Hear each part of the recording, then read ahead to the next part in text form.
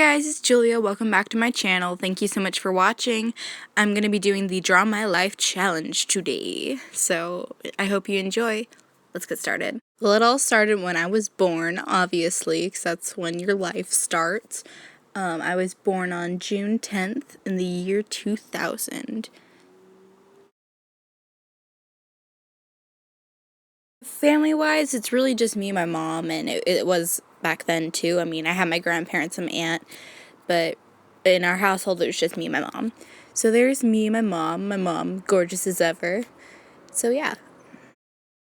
I don't remember much of like my young childhood, but according to my mom, I was super sassy and I was a spitfire. So I'm just gonna add that in, even though I don't remember it. I'm just gonna add that in just so that way you get the feel of what I would be like as a kid. What I do really remember about like my young childhood was I used to get bullied a lot and picked on at school. I'd get called annoying because I was really socially awkward and I'd say random stuff that only I would understand and think I only thought that it was funny. Like only me and the teachers were concerned about me. And a lot of kids would call me unborn or non-existent because I didn't have a dad in my life. So I just remember a lot of bullying back then. It's okay, because Sassy Julia stood her ground and she slapped those crazy mofos, okay? Not gonna lie though, when I came home from school, it was really rough because my mom was at work all the time, so it was like I didn't have anyone to talk to, and I don't know, I didn't know how to handle the bullies. I didn't want to tell anybody because I felt like all the teachers knew already and weren't gonna do anything, so I just felt really alone. At the time, the only person that I could really talk to was my Nino, or my Nino, as I'd call him.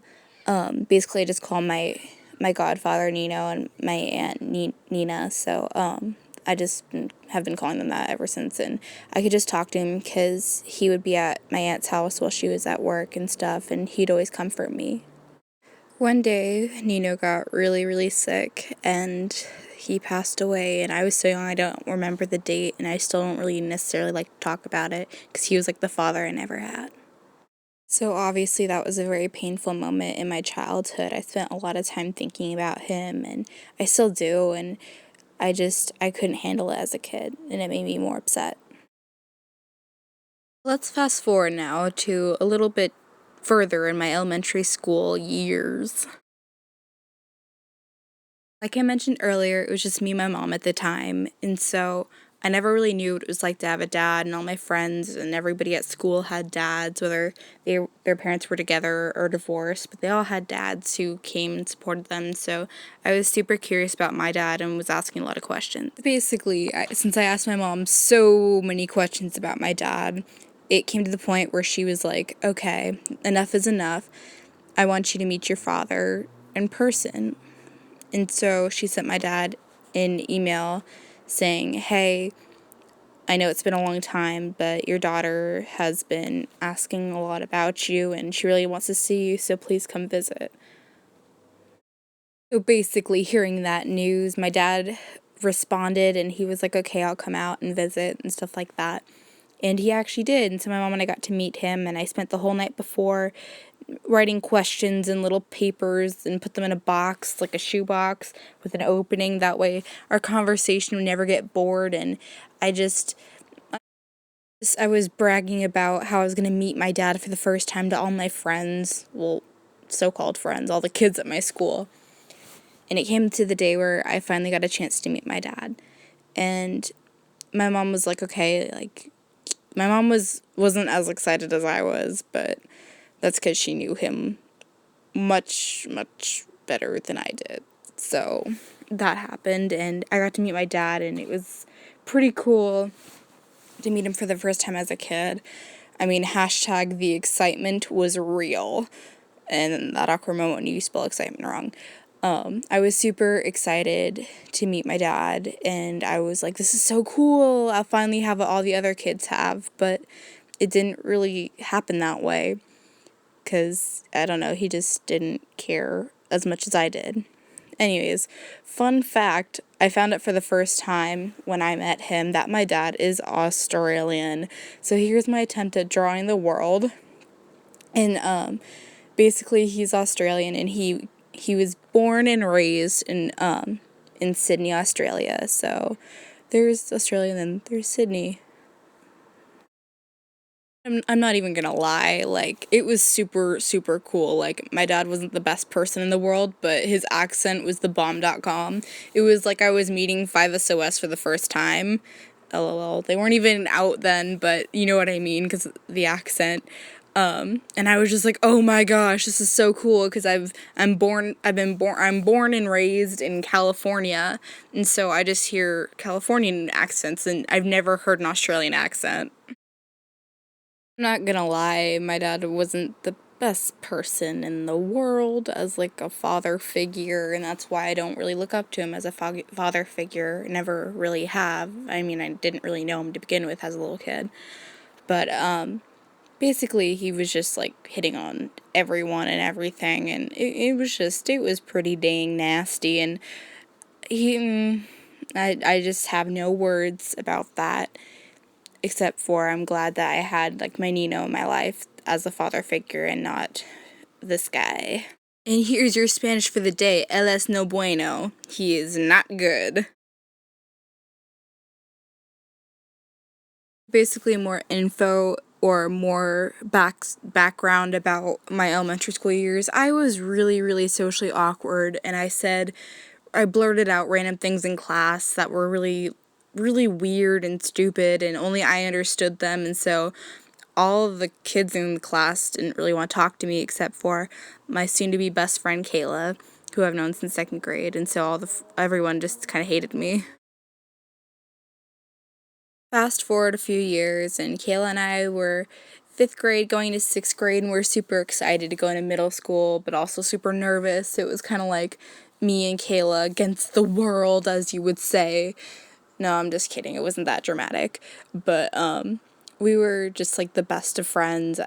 I mean, we were just so close. We went to each other's house all the freaking time. And we were just, I love her. She's like my sister, and she still is. Middle school was a lot of fun, and there were a lot of new things, but fast forwarding to seventh grade, my best friend Kayla and her family moved to Arizona. So I had to say goodbye to her, and that was one of the hardest things I've ever done in my whole freaking life. I mean, it was terrible. I cried for days on end. It was like someone in the family passed away. It was just terrible, and just a lot of tears went down. The reason I cried so much is because she's moving from California to Arizona, and I was just thinking in my head, oh no, what if we lose touch? What if she never talks to me ever again? And that's a pretty swaggy airplane right there, right? And so I was terrified. But it was fine because I had my theater arts family to help me, because in middle school we had the elective wheel, and one of the electives was theater arts, and I was in that class, and my theater family was just amazing and really supportive, and I met a whole lot of new friends and people to help me through this hard time in my life. Fast forward to summer 2013, my mom was able to drive me out with Kayla and her family because they were visiting while I was in my last week of school, and so I drove out with them and their family to Arizona, and I spent, I want to say, 2.5 weeks with them in Arizona, and it was freaking awesome. When I came home from being in Arizona, obviously I was having Kayla and her family withdrawals, and I was super, super sad about that, but I realized that I was really depressed on a daily basis, and I didn't understand what was going on. So I asked my mom, why do I feel like this? And she took me to the doctor. My doctor wanted to figure out how I was feeling, and so to put it in a very blunt way, I was just like, there's rock bottom, 50 layers of crap, and then there's me. And then soon I was put on medication for depression and anxiety. That all went down in the summer, and so when school came along, it was kind of hard to readjust and get used to being in 8th grade. Now, starting 8th grade with the new medication, it was super, super hard and really frustrating because I had so many different dosages that I was taking, and it was hard to keep on top of those and keep track of all of those schedules and stuff on when to take and when not to, and so my medication started to make me worse, and I didn't realize that it was the medication at the time, and I was considering suicide more often. So basically, one night, I think it was a school night, I was super depressed and super suicidal, and I was texting my friend, and my friend made me tell my mom how I was feeling. And so I told my mom I wanted to die, and she took me to the hospital. I was probably in the hospital for about 5 hours because it took a long time to get tests done and get the CAT team to come in, which there are therapists that come and interview you and see if you need to go to a mental ward or not. And so by the time I was really tired and just done. After that, like a few weeks later, an old friend of mine from elementary school, I heard committed suicide, and it completely tore my world apart. I was super depressed. I kept looking at her Instagram account, and I just started crying, and I spent days and nights crying and thinking about her and how I could have helped her, and it was really hard for me. And she's just someone that you would have never thought would have been so depressed. She was the happiest person, the sweetest person, and it just broke my heart. I'm going to be completely honest here. The only thing that was really keeping me going was my theater arts program was performing Guys and Dolls, and I got one of the lead parts of Miss Adelaide, and I don't know, just being able to act as someone else and be someone else for even just 30 minutes was easier than to be in my own life and deal with the stuff that I was dealing with. And so that just really helped me cope with everything, and it was an easy escape. With the musical, it was also extremely hard though because we had to perform in front of the whole school, each grade level, and I had to perform in front of my peers. And I don't know, a lot of people didn't like it apparently, and they took it out on me. And I mean, some people liked it, some people were super awesome about it and were super nice, but the bullying that I went through never stopped. And I know, like, a lot of people commented behind my back about the certain lines that I said and how I did it wrong and stuff like that. And honestly, I was just really nervous.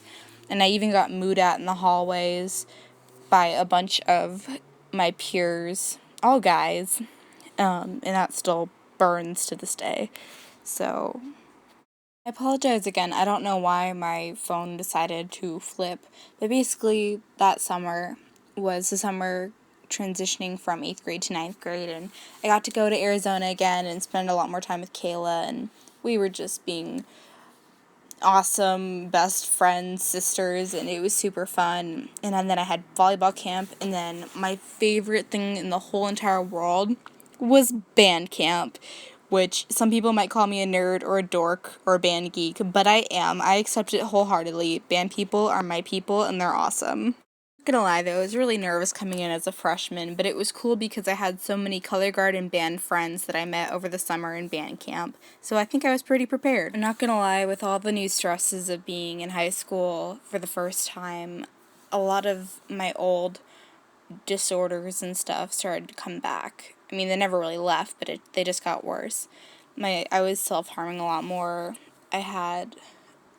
My anxiety was through the roof. It got to the point where I went to the hospital again. This time they sent me to a mental institution. And I was there for 6 days. And honestly, it wasn't that bad. It really helped me a lot. And so that was really scary as well. You want to know why I love band people and color guard people? It's because they don't judge you. Honestly, like some of them do, but that's like very few people. The majority of them don't care of your history, where you are, where you've been, and they just support you no matter what. And so my color guard team and some of my friends in band were super supportive. They were super sweet, and they checked up on me, and they're just amazing, and I don't know what I'd do without them. To be honest, I worked a lot of my problems out, a lot of my issues out with color guard, and I just put my all into it, and I still do, especially with the support that I got from the team, so yeah. Had a few breakups lately, but well, not breakups lately, I had a bad breakup, singular, lately, but this year it's been 2 bad breakups. But throughout it all, I've still managed to stay strong. Because of the breakups, though, my dermatillomania and trichotillomania really just spiked. Now, my trichotillomania trichotillomania is a disorder where you have an obsessive compulsive need to pull out your own hair, and so I ended up pulling a bald spot out of my head without even realizing it. And with all the stress of school, all my anxiety was flaring up, and so I started picking on my face again, and that's dermatillomania, where you pick at your skin obsessively and compulsively. So yeah. But even throughout all that crap, I can't even express how happy you guys make me. I know, obviously, you guys know that I joined YouTube probably about like a month, 2 months ago. I'm not quite exactly sure on exactly approximately when I joined, but I'm not gonna lie, you guys have made a huge impact on my life. Listening and reading the comments that you guys have left, especially my bullying video, it really makes me feel like I'm making a difference, and it makes me feel more comfortable telling my story. And I just love you guys to death. You guys are so sweet, and you guys are just truly, truly incredible. Because of you guys, I can honestly say that last year's me and today's me are so different. And it's all thanks to you guys and my friends and just all the good stuff in my life, especially you guys. So once again, I'm going to tell you guys, P.S. I love you. LOL. That is a movie, if you guys didn't know. If you guys didn't know that.